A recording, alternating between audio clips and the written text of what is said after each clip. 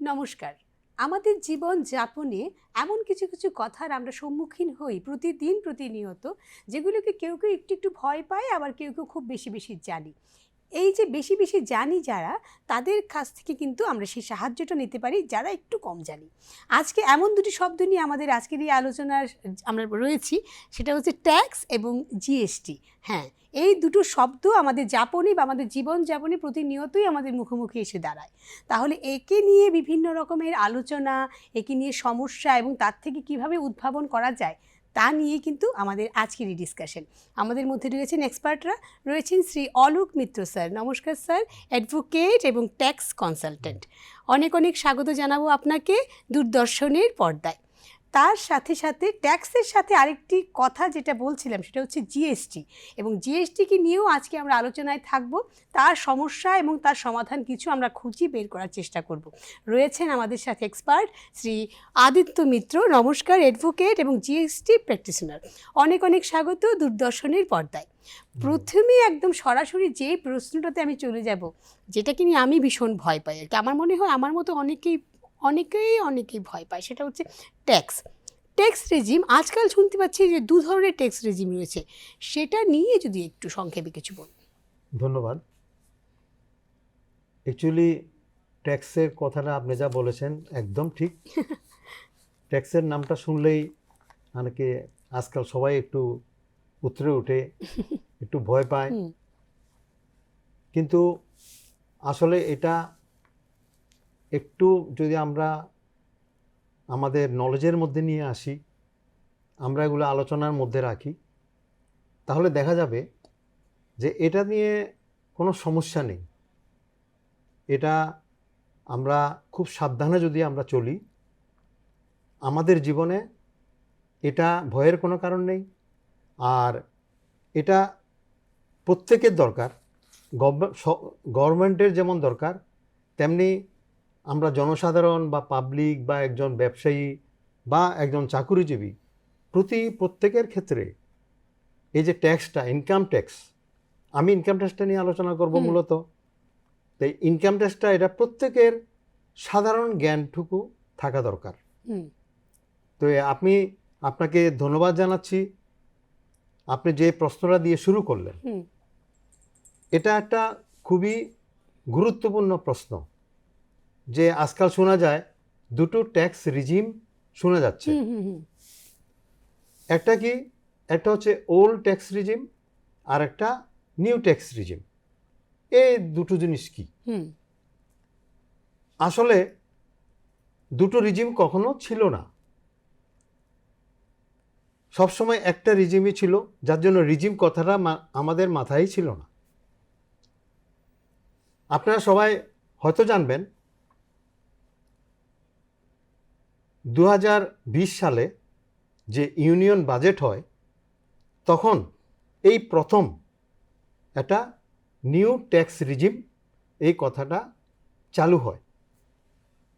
অর্থাৎ তখনই শুরু হয়ে গেল দুটো প্যারালাল রিজিম, একটা ওল্ড রিজিম আর একটা নিউ রিজিম। এই দুটো ট্যাক্স রিজিম মানে তা কেন চালু হলো?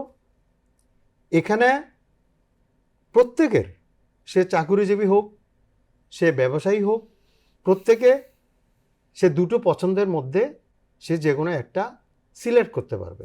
আচ্ছা। এবং সিলেক্ট করে সে তার যে ট্যাক্স বা কর যেটা, হ্যাঁ, সেটা সে প্রদান করবে সরকারকে, গভর্নমেন্টকে সে দেবে। আর এই যে ইনকাম ট্যাক্স, এটা কথা প্রসঙ্গে বলে রাখি, এটাকে বলা হয় ডাইরেক্ট ট্যাক্স। আর আপনারা আজকের আলোচনাতে আমি শুনেছি এখানে জিএসটিও থাকবে। জিএসটিটাকে বলা হয় ইনডাইরেক্ট ট্যাক্স। বলে কেন এটা ডাইরেক্ট, এটা কেন ইনডাইরেক্ট?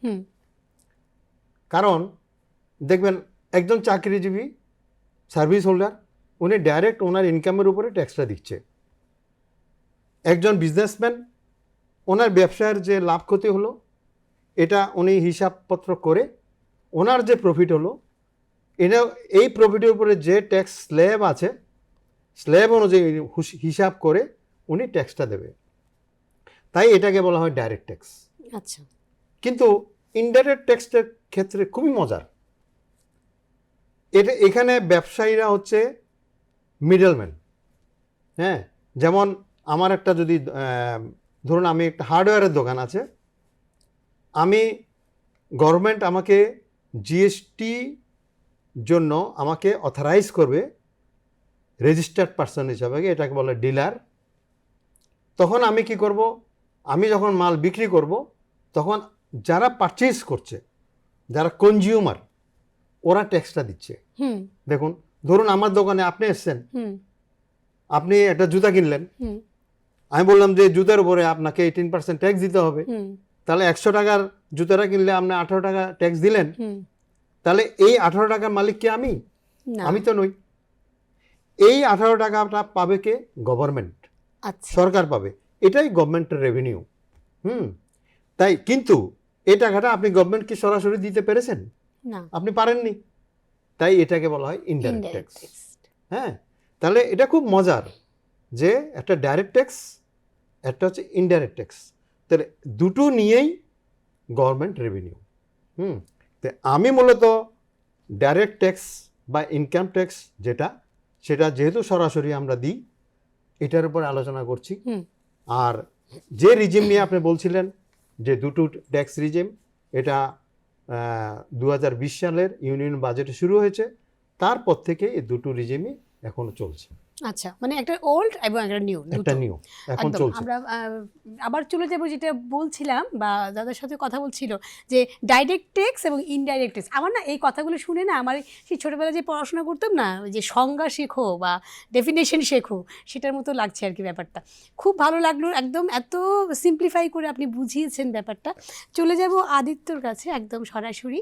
আমরা জিএসটি, আরেকটি ওয়ার্ড যেটা আমরা সকলে অনেকটাই কিন্তু পিছিয়ে আছি, অনেকেই, আমি আমার কথা বলছি, এবং আমার মতো অনেকেই রয়েছেন যারা একটু পিছিয়ে আছেন। কেন? কারণ আমরা ব্যাপারটাকে ঠিকঠাকভাবে জানি না বলে, ক্ল্যারিটি কম। তো ক্ল্যারিটি কম বলেই কিন্তু আমাদের এই অনুষ্ঠানগুলো করা। তো সুতরাং প্রথমেই যেটা রয়েছে আপনার কাছে প্রশ্ন থাকবে, সেটা হচ্ছে ত্রিপুরাতে কাদের কাদের জিএসটি রেজিস্ট্রেশন করতে হয়? আচ্ছা,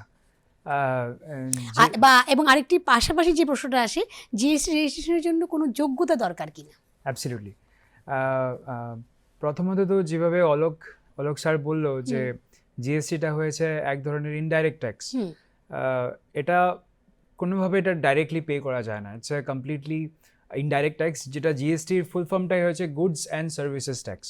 তো যা আপনি মাল কিনছেন সেটার উপরেই আপনার ট্যাক্স দিচ্ছেন, যা আপনি সার্ভিস নিচ্ছেন সেটার উপরে আপনি ট্যাক্স দিচ্ছেন, but not in a direct way, এটা একটা ইনডাইরেক্ট ওয়েতে হয়। তো এখন জিএসটিটা এখন খুব আমাদের সবার মাঝখানে খুব পপুলার হয়ে এসেছে। Are the most important thing is কি কাদের রেজিস্ট্রেশন নিতে হবে। সো রেজিস্ট্রেশন নেওয়ার জন্য গভর্নমেন্ট কিছু ক্রাইটেরিয়া সেট করেছে, যে ক্রাইটেরিয়াগুলো যদি আপনি ক্রস করেন তাহলে সেখানে আপনার রেজিস্ট্রেশনটা নেওয়া ইজ ভেরি কম্পালসারি। তো ক্রাইটেরিয়াগুলো আমি বলবো, বাট জেনারেলি রেজিস্ট্রেশনটা কারা নেয় সেটা আগে বলি। যেরকম একটা গভর্নমেন্ট অফিসও নিতে পারে, তারপরে একজন বিজনেসম্যানও নিতে পারে, একজন স্মল সাপ্লায়ার যে গাড়ি সাপ্লাই করছে উনিও নিতে পারে। সো বেসিকলি জিএসটিটা একটা বিজনেসের সাথেই জড়িত থাকে, গভর্নমেন্ট অ্যান্ড বিজনেসের সাথেই এটা জড়িত থাকে। তো চলে আসছি বোঝার জন্য যে অ্যাকচুয়ালি ক্রাইটেরিয়াসগুলো কী কী হতে পারে। সেগুলো হয়েছে বেসিক সিম্পল ক্রাইটেরিয়া, হয়েছে অনেক স্টেটের আলাদা আলাদা ক্রাইটেরিয়া ডিসাইড করা আছে। তো আমাদের ত্রিপুরাতে এরকম ক্রাইটেরিয়া রয়েছে যে যদি আপনি কোনো বিজনেসম্যান হন আর আপনি যদি কোনো গুডস অর সার্ভিসেসের সাথে আপনি ডিল করে থাকেন, তো সেটা যদি 10 লাখ অবধি হয় তাহলে আপনার কোনো রেজিস্ট্রেশন নিতে লাগবে না পুরো বছরে। বাট যদি এটা 10 লাখের উপরে ক্রস করে যায়, এদের আপনি গুডস অর সার্ভিসের সাথে যদি ডিলিং করেন, সে ফর অ্যান এক্সাম্পল আমি একজন কার সাপ্লায়ার, তো আমার দেখা যাচ্ছে যে বছরে আমি অ্যারাউন্ড 50 lakhs আমার টার্নওভার রয়েছে, আমি সেলস করছি, তখন আমার ম্যান্ডেটরি জিএসটি রেজিস্ট্রেশন নিতে হবে। আমি যদি এবার এরকম আরেকটা এক্সাম্পল দিই, এবার আমি ধরুন একজন স্মল রিটেলার যেখানে আমার বছরে 10 lakhs টার্নওভার ক্রস করছে না, then I don't have to take GST, আমার জিএসটি রেজিস্ট্রেশন নিতে হবে না, নট কম্পালসারি। বাট যদি 10 লাখ টাকা আপনার ক্রস হয়ে যায় তাহলে আপনার কম্পালসারি নিতে হবে। বাট এটার ভিতরেও কিছু এক্সেপশনস রয়েছে।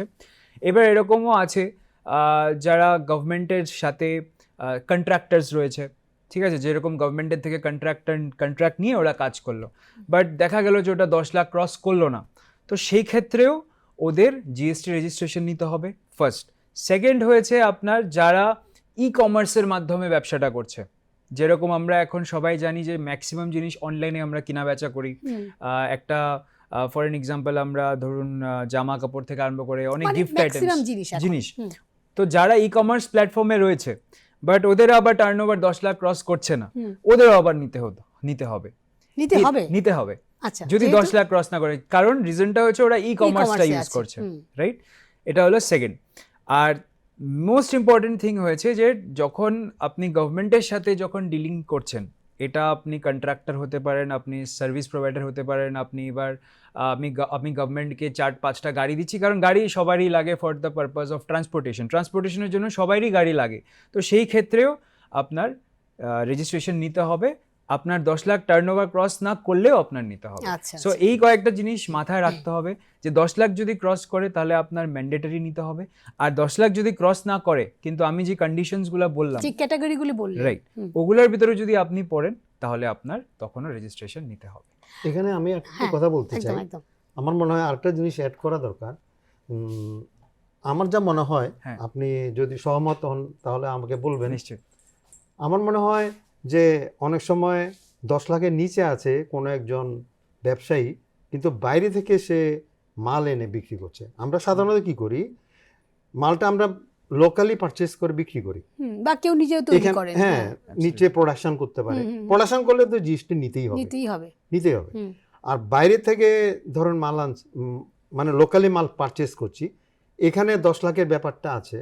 কিন্তু ধরুন আমি মানে 10 লাখের মধ্যে নেই, কিন্তু আমি এখন ক্যালকাটা থেকে আমি মালটা এনে বিক্রি করব, বা যে কোনো একটা জায়গা থেকে অন্য কোনো স্টেট থেকে এনে বিক্রি করব, তখন কিন্তু আপনাকে জিএসটি নিতেই হবে। এটা মনে হয় এটা একদম ঠিক। এটা অ্যাড করলাম। এটা একদম ভ্যালিড পয়েন্ট যে যারা ইন্টারস্টেট, উনি যেটা বললো সেটাকে হ্যাঁ, right, জিএসটি টার্মে interstate, বলা এটা হয় interstate। ইন্টারস্টেট সাপ্লাইয়ের সাথেও যদি আপনি ডিলিং করেন, মানে আমি এখান থেকে ধরো কলকাতায় সে ফর এন এক্সাম্পল আমি সেল করলাম, তখনও আমার রেজিস্ট্রেশনটা নিতে হবে ইরেসপেক্টিভ যে আপনার 10 লাখ ক্রস করলো না সেটা কোনো ম্যাটার করছে না। তাহলে আমরা বুঝতে পারছি যে প্রথমেই যেটা আমাদের জিএসটি নেওয়ার ক্ষেত্রে যে যোগ্যতা বা যেটা আমরা বলছিলাম, যে প্রশ্নটা আমার ছিল, সেটাকে একটা স্ল্যাব থাকে যে 10 লক্ষ টাকার একটা ইনকাম থাকতে লাগে, এবং না হলে কিছু কিছু ক্যাটাগরিগুলোই ভাগ করা আছে যেগুলোর জন্য আমাদের জিএসটিটা নিতে হয়। একদম আবার চলে যাব স্যারের কাছে। এখানে আমি একটু বলে রাখি, একদম এই জিএসটি ফুল নামটা তো আমরা জানি সবাই, গুডস অ্যান্ড সার্ভিস ট্যাক্স। এই জিএসটি চালু হওয়ার আগে তখন কিন্তু ছিল ভ্যাট আর ছিল সার্ভিস ট্যাক্স। ভ্যাট মানে ইট ডিলস উইথ প্রোডাক্ট, আচ্ছা, আর সার্ভিস ট্যাক্সটা ছিল ডিলস উইথ সার্ভিসেস, মানে আলাদা ছিল। এতে করে একটা দেখা গেছে একটা ব্যবসায়ী, সে হয়তো প্রোডাক্ট মাল কেনা বেচা করছে, সে আবার সার্ভিস প্রোভাইডও করছে। সার্ভিস মানে কি, ধরুন একজন ডাক্তার বা একজন অ্যাডভোকেট বা কোনো একজন কনসালটেন্ট, সে সার্ভিস প্রোভাইডও করছে। যেমন ধরেন ইলেকট্রিসিটি, এটাও একটা সার্ভিস। আমার একটা হোটেল আছে, হোটেলে এসে লোকজন থাকছে, এটা একটা সার্ভিস। আমি ওকে কিন্তু কোনো প্রোডাক্ট দিতে পারছি না, কিন্তু আমি আবার ফুডও বিক্রি করছি। হ্যাঁ, সেটা গেল রেস্টুরেন্ট বা এগুলো, হ্যাঁ, ফুডও বিক্রি করছি। তাহলে সেখানে আছে কি, গুডসও আছে, সার্ভিসও আছে। গুডস ডিলস উইথ ভ্যাট, আর সার্ভিসটা ডিল করতে ওই সার্ভিস ট্যাক্স, এবং আলাদা আলাদা খাতা রেজিস্টার্ড এগুলো মেনটেন করতে হতো। তখন ওদেরকে ভ্যাটও দিতে হতো, আবার সার্ভিস ট্যাক্সও দিতে হতো। তো এখানে গভর্নমেন্ট সুবিধার জন্য ওই গুডস অ্যান্ড সার্ভিস ট্যাক্স করলো। এখন একটা রেজিস্ট্রেশনে সবগুলো দুটো হয়েছে, মানে তখন আমাদের দুটো রেজিস্ট্রেশন নিতে হতো, কি সেটা একটু ব্যাপার ছিল। এখন একটা রেজিস্ট্রেশনে আপনি দুটোই কভার করছেন। আসলে এগুলো বুঝলে আমার মনে হয় অনেকটাই আমাদের কাছে ক্ল্যারিফাই হয়ে যায় কি ব্যাপারগুলো। এবার আবারও চলে যাব ট্যাক্সের ক্ষেত্রে।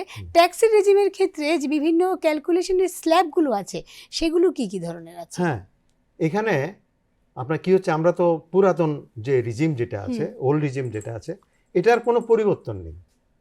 এটা 2020 সালে যা ছিল, 21 সালেও তাই আছে, 22, 23, 24, 25, এখন 25 শেষ হয়ে যাচ্ছে এখন অবধি। লাস্ট তো আমাদের ফাইন্যান্সিয়ালি এখন 25, 26, এখন অবধি ওল্ড রিজিম বা পুরাতন রিজিম যেটা আছে সেখানে কোনো পরিবর্তন নেই। সেখানে যাদের ইনকাম আপনার 5 লাখ অবধি আছে তাদের কোনো ট্যাক্স লাগে না, হুম। কিন্তু 5 লাখের বেশি হলেই তাকে ট্যাক্স দিতে হবে এটা পুরনোটা। পুরোটাতে। হুম। সেখানে ট্যাক্সের ক্যালকুলেশনটা কিরকম হবে, সেখানে 2.5 লাখ থেকে 5 লাখ অবধি হচ্ছে 5%, আচ্ছা। 5 লাখ থেকে 10 লাখ অবধি যাদের ইনকাম আছে মানে 5% তো দেবেই, ইন এডিশন 5 to 10 লাখ যাদের ওদের 20%, আর 10 লাখের উপরে যেটা আছে সেটা হচ্ছে 30%। এটা হচ্ছে ওল্ড রিজিম। আর ওল্ড রিজিমের একটা বেনিফিট কি, সেখানে স্ট্যান্ডার্ড ডিডাকশন 50,000 আছে, আর সঙ্গে সে অনেকগুলো ডিডাকশান ক্লেম করতে পারছে। তো ডিডাকশানগুলো কি, যেমন ধরেন 80C, it is a common deduction. হ্যাঁ, এটাতে সাধারণত যেমন LIC থেকে, প্রভিডেন্ট ফান্ড থেকে, হ্যাঁ, আপনার কোনো ট্যাক্স সেভিংস, ফিক্সড ডিপোজিট, এই ধরনের যত কিছু আছে, মানে সাধারণত সেভিংস ম্যাক্সিমাম ক্ষেত্রে 80 শোনা যায়। 80C-তে শোনা যায়। ওটা 1.5 লাখ টাকা অবধি প্রভিশন আছে। হুম। আরও মেজর অনেকগুলো আছে, যেমন আপনি ডোনেশন করবেন 80G-তে, হুম। তারপরে হেলথ ইন্স্যুরেন্স আছে, হুম। তারপরে কেউ যদি ডিসেবলড হয়, হুম। সে যদি 40%-এর কম ডিসেবলড হয় হুম। তাহলে 75,000 টাকা ছাড় এটাতে আছে। এটা একটু আমাকে একটু ভালো করে বলতে হবে ব্যাপারটা, যে আমার এটা প্রশ্ন ছিল, মানে আমি পরবর্তীতে এই প্রশ্নটা করতাম যে যারা বিশেষভাবে সক্ষম, বা আমরা আগের টার্মে যদি প্রতিবন্ধী বলি, যদিও আমরা এখন এটা বলি না, আমরা বিশেষভাবে সক্ষম বলি, তো তাদের ক্ষেত্রে এই ট্যাক্সেশনের ব্যাপারটা কি হ্যাঁ, রয়েছে? তাদের ক্ষেত্রে আলাদা কোনো ট্যাক্সেশন নেই। হুম। সে যদি ওল্ড রিজিমে যায় হুম।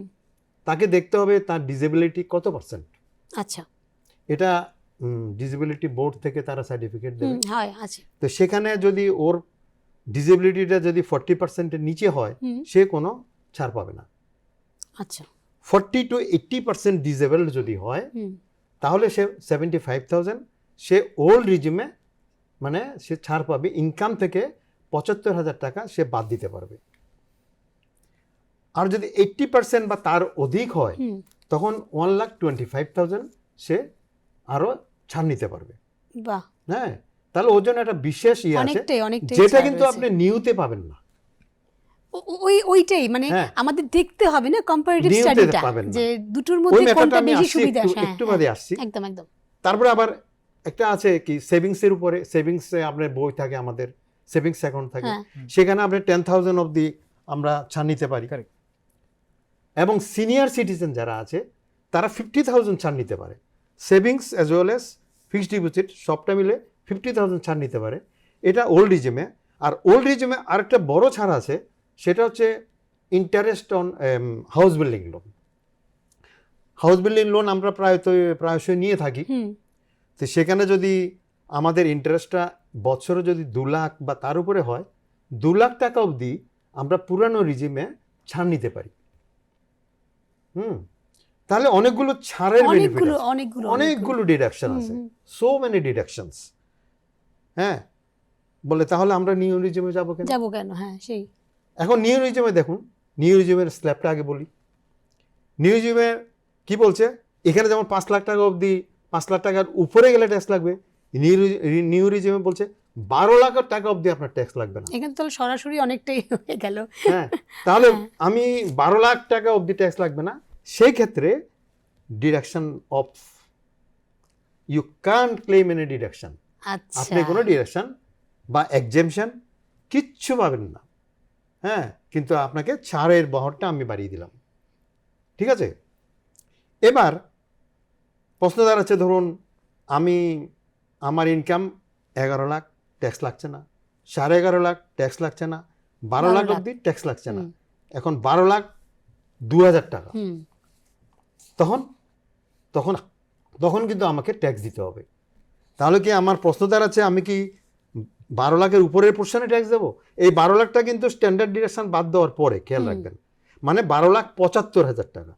নিউ রিজিমে স্ট্যান্ডার্ড ডিডাকশন হচ্ছে 75,000 টাকা, ওল্ডে 50,000। এই আমার যদি ইনকামটা 12,75,000 হয়, তাহলে 75,000 বাদ দিয়ে 12 লাখ হলো, I have to pay no tax. এবার যে একটু বেশি হলো, ধরুন 13 লাখ হয়ে গেল, তাহলে অনেকে জিজ্ঞেস করে, স্যার আমার তো তাহলে 1 লাখের উপরে ট্যাক্স দিতে হবে। কিন্তু তা নয়। যখনই আপনার ইনকামটা 12 লাখ টাচ করেছে আফটার স্ট্যান্ডার্ড ডিডাকশন, তখনই আপনাকে একদম নিচু থেকে ট্যাক্স দিয়ে আসতে হবে। আচ্ছা, এটা মানে নতুনটাতে? হ্যাঁ, নতুনটাতে আচ্ছা, একদম প্রথম থেকে ট্যাক্স দিয়ে যেতে হবে, মানে তখন আপনি কোনো ছাড় পাবেন না, কিছুই ছাড় নেই কোনো তখন একদম 12 লাখ না, তখন ট্যাক্সের স্ল্যাবটা কি, এবার ট্যাক্সের স্ল্যাবটা বলছি, এবার আপনার 13 লাখ টাকা ইনকাম, তখন এবার স্ল্যাবটা আপনাকে জানতে হবে। প্রথম 4 লাখের উপরে কোনো ট্যাক্স লাগবে না। 4 থেকে 8 লাখ টাকা অবধি 5%, 8 লাখ থেকে 12 লাখ টাকা অবধি 10%, 12 থেকে 16 লাখ টাকা অবধি 15%, 16 থেকে 20 লাখ অবধি 20%, 20 থেকে 25% অবধি 25%, আর যেই আপনি 24 পার হয়ে গেল তার উপরে যত টাকাই রোজগার করেন না কেন তার উপরে স্টেট 30%। আচ্ছা, বুঝা গেছে জিনিসটা? তাহলে এখানে কিন্তু অনেকগুলো স্ল্যাব, অনেক এবং ছোট ছোট ছোট ছোট করে কাট করা হয়েছে, ছোট ছোট করে অনেকগুলো স্ল্যাব দেওয়া হয়েছে। তাহলে এখন আপনি আমাকে প্রশ্ন করতে পারেন, তাহলে আমি কোন দিকে যাব? সেই তো সেক্ষেত্রে বাই ডিফল্ট সবাইকে নিউ রিজিমে ঢুকে রাখানো হয়। কেউ যদি মনে করে আমি ক্যালকুলেশন করে দেখব, যার যেমন 80C আছে শুধু আর কিছু নেই, তাকে নিউ ওল্ডে যাওয়ার কোনো মানে প্রয়োজনীয়তা নেই, সে দেখা যাবে কোনো লাভ হবে না। কিন্তু কারো হাউসিং লোনের ইন্টারেস্ট আছে, কারো ওই ATU মানে ডিসেবলড আছে, তারপরে আপনার হাউসিং লোনের ইন্টারেস্ট আছে বললাম, তারপরে ফিজিক্যালি আপনার ধরুন মেডিকেল ফেসিলিটিসের জন্য মেডিকেল ইন্স্যুরেন্স করা আছে, তারপরে ডোনেশন আছে, এই ধরনের অনেক কিছু থাকতে পারে। তো সেক্ষেত্রে ওকে কম্পেয়ার করে দেখি। মোট কথা হচ্ছে মানে আমাদের প্রতিটা ক্ষেত্রেই যেমন থাকে যে স্পেশালাইজ বা কাস্টমাইজড, এই একটা শব্দ বোধ হয় আমাদের সকলের জন্য এখন ভীষণভাবে প্রয়োজনীয়, যে স্পেশালাইজ বা কাস্টমাইজ যখনই আমরা বলবো এই কথাটা, ট্যাক্সের ক্ষেত্রে হোক বা জিএসটির ক্ষেত্রে হোক, দুটোই কিন্তু মানে এখন কিন্তু সেই ব্যাপারটা এসে গেছে। একদম চলে যাবে বা জিএসটির ক্ষেত্রটাকে, এখন ট্যাক্স অনেকটাই মোটামুটি এগিয়ে গেছে। জিএসটি যে ফাইলিং, সেটা কি সবার জন্য প্রয়োজন, সব ধরনের, এবং বিশেষ করে গভর্নমেন্ট অফিসে এটা কি খুব দরকারি? হ্যাঁ, এটা অ্যাকচুয়ালি একটা বিশেষ ইম্পর্টেন্ট কোয়েশ্চেন রয়েছে। বেসিক্যালি প্রথমবার আমি যখন বললাম যে যখন আপনি আমাকে প্রশ্নটা করলেন যে জিএসটি রেজিস্ট্রেশন কাদের নিতে হবে, তো এবার যারা রেজিস্ট্রেশন নিয়েছে ওদের তো ফাইলিং করতেই লাগবে, দ্যাট ইজ ম্যান্ডেটরি। এবার সেকেন্ড যেটা রয়েছে সেটা হয়েছে গভর্নমেন্ট ইনস্টিটিউশনস, যেরকম গভর্নমেন্ট ডিপার্টমেন্টের আন্ডারে অনেক অফিসেস রয়েছে আমাদের পুরো ত্রিপুরা রাজ্যে। তো কাদের নিতে হবে, বেসিক্যালি এটা একটা রুল আছে। রুলটা হয়েছে যে যখনই আপনি কোনো গভর্নমেন্ট ইনস্টিটিউশনকে দেখবেন, তো গভর্নমেন্ট ইনস্টিটিউশনের ভিতরে যেরকম এক্সাম্পল নিতে পারি আমরা পিডব্লিউডি, ঠিক আছে, পিডব্লিউডির ওয়াটার রিসোর্স ডিভিশন আছে, পিডব্লিউডি রোডস ডিপার্টমেন্ট আছে। তো ওরা কি করে, জেনারেলি ওরা কন্ট্রাক্ট দেয় কন্ট্রাক্টার্সদেরকে, অ্যান্ড ওরা গভর্নমেন্টের বিহাফে কাজটা করে দেয়। তো বেসিক রুল হয়েছে যখনই কোনো গভর্নমেন্ট ডিপার্টমেন্ট নিজের অফিসের পারপাসের জন্য বা for the betterment of the roads বা এনি ইনফ্রাস্ট্রাকচার ডেভেলপমেন্ট, যখনই কিছু এরকম পারচেজ করে which is more than 2.5 lakhs, ঠিক আছে, ফর এন এক্সাম্পল আমি একজন কন্ট্রাক্টর, আপনি একজন গভর্নমেন্ট ডিপার্টমেন্ট, আপনি আমার কাছ থেকে একটা সার্ভিস অ্যাভেল করেছেন যে আমি একটা হসপিটাল বানিয়ে দিই। তো সেই ক্ষেত্রে যখনই আপনি 2.5 lakhs-এর উপরে কিছু সার্ভিস অ্যাভেল করছেন বা কোনো পারচেজ করছেন, আচ্ছা, ঠিক আছে, সেই ক্ষেত্রে আপনার একটা জিএসটি রেজিস্ট্রেশন নিতে হবে। কেন? কারণ গভর্নমেন্ট বলেছে যে আপনার 2.5 lakhs-এর উপরে যদি বছরের টার্নওভার যায়, আপনি যদি কারোর থেকে 2.5 lakhs-এর উপরে যদি কোনো পারচেজ করেন বা সার্ভিস অ্যাভেল করেন, তখন সেক্ষেত্রে আপনার টিডিএস ডিডাক্ট করতে হবে। মানে সেক্ষেত্রে আমার মানে গভর্নমেন্টের যে অফিসগুলো আছে তাদেরও নিতে হয়, তাদেরও রেজিস্ট্রেশন নিতে হয়, যেটাকে বলা হয় জিএসটিআর 7। জিএসটিআর 7-এর মাধ্যমে ওদেরকে টিডিএসটা ডিডাক্ট করে ফাইলিং করতে হয়। আচ্ছা, না হলে ওটা আবার একটা অফেন্স ক্রিয়েট হয়ে যাবে। তো এটা গভর্নমেন্টের রুলসের ভিতরেই পড়ে। যে ইনস্টিটিউশনস, যে গভর্নমেন্ট ডিপার্টমেন্টসগুলো রয়েছে যারা প্রোডাক্টস পারচেজ করছে বা সার্ভিস অ্যাভেল করছে মোর দেন 2.5 lakhs ফ্রম একটা পার্টিকুলার পার্সন থেকে, এরকম 10 জনও হতে পারে, 15 জনও হতে পারে, বাট আমি যদি একজন থেকেই যদি আমি 2.5 লাখসের উপরে পুরো বছরে পারচেজ করে নিই বা সার্ভিস অ্যাভেল করে নিই, তখন কিন্তু গভর্নমেন্ট ডিপার্টমেন্টে রেজিস্ট্রেশন নিতেই হবে। তাহলে কেন? কারণ ওনার যখন উনি পার্টিকে যখন ট্যাক্সটা পে করবে, যে অ্যামাউন্টটা পে করবে, তার পে করার আগে ওনার থেকে টিডিএসটা কেটে ওটা ফাইলিং করতে হবে। সো গভর্নমেন্ট রেজিস্ট্রেশনে তখনই নিতে হবে যখন এইসব ক্রাইটেরিয়াসগুলো ম্যাচ করবে। ভীষণ। তো সুতরাং আমি শুধুমাত্র সাধারণ মানুষের নয়, মানে যারা ইনকাম করছেন তাদের নয়, যারা গভর্নমেন্ট অফিসে রয়েছেন, গভর্নমেন্ট অফিসগুলোরও কিন্তু জিএসটি তাহলে নিতে হয়, তাহলে তাদের রেজিস্ট্রেশনটা নিতে হয়। এটাতে আমি 25 একদম করছি, একদম এটা একটা ছোট্ট করে বলছি, মানে আমার যে ধারণা, এটাতে গভর্নমেন্টগুলো নিচ্ছে কেন? গভর্নমেন্টের কোনো লাভ আছে? গভর্নমেন্টে টিডিএস কাটছে, একমাত্র 2.5 লাখের উপরে হলে টিডিএস কাটছে, তাহলে সেখানে একটা এই ট্যাক্সটা কিন্তু ওরা আবার ক্লেম করে নিতে পারে। ওরা যখন জিএসটি পেমেন্ট করবে তখন এটা অ্যাডজাস্ট করতে পারবে। হ্যাঁ, যে আমার সাপোজ জিএসটি মানে কি, আমার প্রফিটের উপরে কিন্তু আমি জিএসটিটা দিই।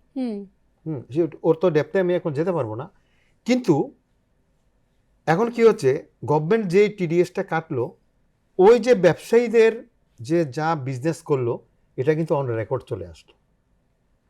তাতে কি হলো, ওই যে পার্টিকুলার মিস্টার এক্স আপনার একটা অফিসকে সাপ্লাই দিয়েছে, এটা কিন্তু রেকর্ড হয়ে গেল। তাহলে কি হচ্ছে, একজন ব্যবসায়ী সে বলতে পারবে না বছর শেষে যে আমার তো ব্যবসা হয়নি, বলতে পারবে না। এটা ওর সাইডে গিয়েও দেখা যাবে যে এত টাকা বিজনেস, এই গভর্নমেন্ট অফিসে এত টাকা সাপ্লাই করেছে, এই গভর্নমেন্ট অফিসে এত টাকা সাপ্লাই করেছে, all are recorded, black and white, clarity যেটা আমরা বলছিলাম, মানে এটা একদম ট্রান্সপারেন্ট। আমি এটাকে খুব মানে এই সিস্টেমটাকে খুব ভালো লাগে আমার, সাধুবাদ জানানোই দরকার। কারণ আমরা যেটা নতুন ভারতের নির্মাণ, যেটাকে আমরা বলি নতুন ভারতের নির্মাণের ক্ষেত্রে ক্ল্যারিটিটা ভীষণ অনেক, এতে করে কি ট্যাক্স রেভিনিউ বাড়বে, মানে মানুষ মানে নিলাম অথচ ট্যাক্স রেভিনিউ দিলাম না, সেটা মানে আমি ইনকাম করছি দেবো না কেন? আর এটা তো সরকার, এটা তো এই যে জিএসটিটা দিচ্ছে জেনারেল পাবলিক, কনজিউমার দিচ্ছে, তো সেটা তো গভর্নমেন্ট পাওয়া উচিত। সুতরাং এই সিস্টেমে আরো সুবিধা হয়েছে, ট্রান্সপারেন্ট হয়ে যাচ্ছে। ভীষণ সুন্দর করে বললেন যে আমরা স্বচ্ছতার ক্ষেত্রটা যেটা দেখি সেটা কিন্তু অনেকটাই কিন্তু ক্লিয়ার হয়ে যায় না, এই ব্যাপারটা যখন আসে, যে ভালো লাগে এই কথাগুলো জানলে। কারণ আমরা এই এত ভারী ভরকম ওয়ার্ড, সেটা হচ্ছে জিএসটি এবং ট্যাক্স। আজকে অনেকটাই এই কথাগুলো থেকে অনেকটাই ক্লিয়ার হবে যে অনেকটাই কিন্তু আমাদের কাছে সেই ব্যাপারগুলো পরিষ্কার। আমি আবারও চলে যাব, ধরুন আমি একটা অর্থ বছরের জন্য একটা রিজিম নিলাম ট্যাক্সের ক্ষেত্রে, তো সেটা আমি পরবর্তী বছরে কি পাল্টে দিতে পারবো, মানে নতুন করে পাল্টাতে পারবো? খুব ভালো কোশ্চেন করেছেন। এটা নিয়ে আজকাল সবাই সাফার করে, মানে ইনডিসিশনে ভোগে, যে মানে খাতা কলম নিয়ে বসে যায় যে ওল্ড নেব নিউ নেব, ওল্ড নেব নিউ নেব। কিন্তু আমার তো আগে জানতে হবে আমি কি এটা আমি সুইফট করতে পারবো কিনা। ঠিক আছে, তো এখানে যে ইনকাম ট্যাক্স ডিপার্টমেন্ট বা সেন্ট্রাল গভর্নমেন্টের যে নিয়ম আছে, সেখানে একজন সার্ভিস হোল্ডার সে প্রতি বছরে শিফট করতে পারে। কিন্তু বুঝতে পারলাম, একজন সার্ভিস হোল্ডার সে এবার ধরুন ওল্ড করেছে, নেক্সট টাইমে নিউ করতে পারে, পরে ওল্ড করতে পারে, আবার যেটা খুশি এটা করতে পারে। কিন্তু বিজনেসম্যানদের ক্ষেত্রে এটা কিন্তু একটু খুব অ্যালার্ট থাকতে হবে, কেননা সে লাইফ টাইমে একবার মাত্র চেঞ্জ করতে পারবে। আচ্ছা, মানে ধরুন আমি বিজনেসম্যান, আমি এখন ওল্ড করছি, আমি নিউতে যেতে পারবো, নিউতে গেলাম, বাস আমি আর ওল্ডে আসতে পারবো না। এটার সাথে সাথে আরেকটা কথা যেটা মাথায় আসছে, সেটা হলো অ্যাডভান্স ট্যাক্স। এখন এটা খুব আসছে, অ্যাডভান্স ট্যাক্স দিতে হয়, এটা কি মানে দিতে হয় নাকি? ব্যাপারটা কি একটু অ্যাডভান্স ট্যাক্সের ব্যাপারটা খুবই খুবই খুবই গুরুত্বপূর্ণ। আজকাল দেখা যাচ্ছে অনেক বিজনেসম্যান বা অনেক সার্ভিস হোল্ডার অ্যাডভান্স ট্যাক্সের জন্য নোটিশ কাটছে। আচ্ছা, বলে কেন? গভর্নমেন্ট একটা রুলস করে দিয়েছে যে প্রথমে আমি সার্ভিস হোল্ডারদের জন্য বলি, ছোট করে বলছি, সার্ভিস হোল্ডাররা তাদের যা ট্যাক্স হবে ওরা সাধারণত বলে, আগে একটা ধারণা ছিল, প্রবণতা ছিল, আমি মার্চ মাসে দেব, ফেব্রুয়ারি মাসে দেব। হ্যাঁ, কিন্তু এতে তো গভর্নমেন্ট তো এটা মাসে মাসে পাওয়া উচিত না। আমি স্যালারি এই করছে। মাসে পাচ্ছি, এপ্রিল মাসে স্যালারি পাচ্ছি, তাহলে অনেকটা বেড়ে যায়। তাহলে আমি এপ্রিলের মাসটা তুমি আমাকে এপ্রিল মাসে দিয়ে দাও, মে মাসেরটা মে মাসে দিয়ে দাও। সেই তাহলে মাসে মাসে মাসে মাসে তুমি দিয়ে দাও। এতে করে কি হচ্ছে, গভর্নমেন্টের রেভিনিউ গভর্নমেন্টের কাছে চলে যাচ্ছে, প্লাস এমপ্লয়িদের বার্ডেন কমছে, অনেকটাই কমে যাচ্ছে। কমে যাচ্ছে। একদম এখান থেকে সরাসরি একদম জাম্প করে আবার জিএসটি যদি যাই, আরেকটি শব্দ যেটা আমাদের রয়েছে, রেজিস্ট্রেশন ক্যান্সেল করা কি বা বাতিল করা কি সম্ভব জিএসটি? হ্যাঁ, এটা একটা ভীষণ ইম্পর্টেন্ট কোয়েশ্চেন। জেনারেলি অনেকেই আমাদেরকে এসে জিজ্ঞেস করে যে আমাদের জিএসটি রেজিস্ট্রেশন নিয়েছিলাম, তো আমরা কি এটা ক্যান্সেল করতে পারবো কিনা। অবশ্যই আপনি পারবেন, বাট সেটার গ্রাউন্ডসটা দেখতে হবে। আচ্ছা, এবার অনেকে আছে যারা এটার পিছনে দুষ্ট বুদ্ধি থাকে, ঠিক আছে, যে ওরা যেটা ওই যে ওই ইনভয়েস যারা নিয়ে রাখেন কতিপয় correct. অবৈধভাবে, যারা অবৈধভাবে আপনার আইটিসি ক্লেম করছে হ্যাঁ। বা ভুলভাবে ইনভয়েসেস, ফেক ইনভয়েসেস ইস্যু করছে, যাদের একটা বাজে ইন্টেনশন নিয়ে ওটা করছে, তো এটা একটা গ্রাউন্ড হতে পারে। আর সেকেন্ড হচ্ছে যেটা জেনুইন গ্রাউন্ড, যেটা অ্যাকচুয়াল গ্রাউন্ড, যে উনি হয়তো বা ব্যবসা স্টার্ট করেছে 2018-19-এ, কিন্তু এখন ওনার ব্যবসাটা চলছে না বা ওনার কোনো সেলস নেই, তো সেই গ্রাউন্ডে এসে উনি ক্যান্সেল রিকোয়েস্ট পারেন। করতে পারে। সেখানে কি করতে হবে, এখানে একটা কথা আছে, যদি আপনি ক্যান্সেল করতে চান, আপনি ক্যান্সেল করতে চাইলে আপনি করতে পারবেন, অ্যাপ্লাই করতে পারবেন, কিন্তু জিএসটি ডিপার্টমেন্ট এটা নিশ্চয়ই চেক করবে যে আপনার যতদিন রেজিস্ট্রেশনটা ছিল সেই ততদিন অবধি কি আপনি ঠিকভাবে ট্যাক্স পে করেছেন কিনা, আচ্ছা, কোনো কি লেট ফাইন আছে, কোনো কি ফিজ আছে, কোনো কি আইটিসি আছে যেটা আপনি ভুলভাবে ক্লেম করেছেন, সেই সবগুলো যদি আপনার ক্লিয়ার থাকে, আপনি একদম রেজিস্ট্রেশন ক্যান্সেল করতে পারবেন। আপনি জিএসটি পোর্টালের মাধ্যমে অ্যাপ্লাই করবেন, সেখানে চেক হবে, চেক হওয়ার পরে যদি ডিপার্টমেন্ট স্যাটিসফ্যাক্টরি মনে হয়, ডিপার্টমেন্টের যদি মনে হয় যে না ওনার ব্যবসা নেই, ওরা হয়তোবা এটাও দেখতে পারে যে ওরা স্ক্রুটিনির জন্য আপনার ফিল্ড ভিজিটও করতে পারে। যদি দেখে যে এটা স্যাটিসফ্যাক্টরি, তাহলে ওরা নিশ্চয়ই ওটা ক্যান্সেলেশন গ্রান্ট করে দেবে, বাহ, কোনো অসুবিধা তাহলে নেই। এত কিছু ব্যাপার নেই, এটা করা যেতেই পারে। করা যেতে পারে। স্বচ্ছতা এবং সততার প্রমাণ সবখানেই দেওয়া যেতেই একদম, পারে। একদম, এবং একদম। সরাসরি আরেকটি প্রশ্ন দিয়ে আজকে শেষ করবো আমাদের আজকের এই আলোচনা, ই ফাইলিং নিয়ে, যেটা আমাকে বলি, যারা অনেকে ট্যাক্স দিতে ভয় পান বা ট্যাক্স পেয়ার নয়, ই ফাইলিং এর ক্ষেত্রে এটা সুবিধা অসুবিধে কোনটা, একদম দু লাইনে যদি হ্যাঁ, বলছি, ই ফাইলিংটা এমনিতে নর্মালি আপনাকে জুলাই মাসে হচ্ছে ডিউ ডেট। ই ফাইলিংটা করলে কি সুবিধা হবে, করতে তো হবেই, ট্যাক্সে পড়লে আপনাকে করতে হবে, আপনি ট্যাক্স কাটাচ্ছেন, ই ফাইলিং করতে হবে, হ্যাঁ, মাস্ট। ই ফাইলিং না করলে গভর্নমেন্ট জানলো কি করে আপনি কত টাকা রোজগার করলেন, হ্যাঁ। তাই এখন সঙ্গে সঙ্গে আপনি যেটা একটা ভালো কোশ্চেন করেছেন যে আমি তো ট্যাক্সও কাটাইনি বা আমি ট্যাক্সও পড়ি না, আমার ই ফাইলিং করতে হবে কিনা?